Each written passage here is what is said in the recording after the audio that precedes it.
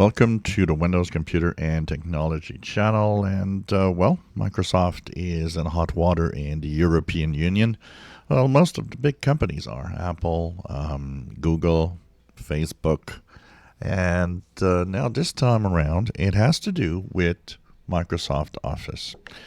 You know, there's all sorts of things happening with the businesses, and we remember that Microsoft, of course, had a antitrust problem in the late 90s with the fact that they would, just make sure that they bundle the Internet Explorer and make sure they block as much as possible the possibility of any other web browser.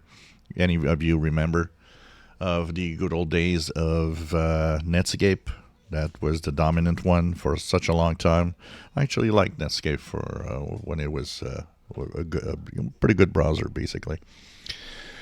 And now Microsoft Office in the EU has one major problem. It's that, of course, like in the US here, it's now going to bundle all of that with Teams, which is, of course, a competition for other platforms like Zoom and so on.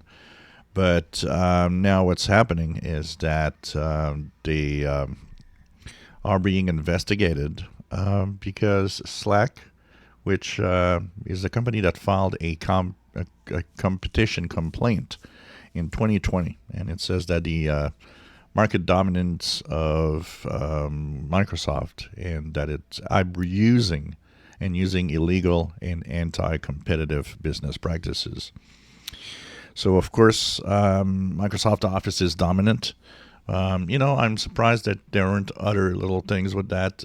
If you guys remember, there were so many changes, including the fact that, they changed from Doc to DocX. And, when you save, you can save in DocX and so on.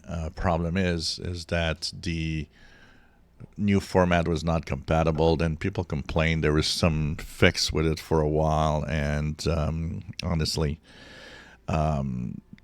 this is definitely a place where I think Microsoft is dominating in such a way that competition just can't get through with the Microsoft Office suite.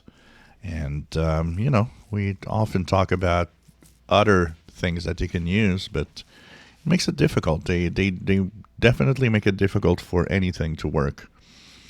So this is going to be interesting to see, as Microsoft is also going towards the acquisition of Activision Blizzard.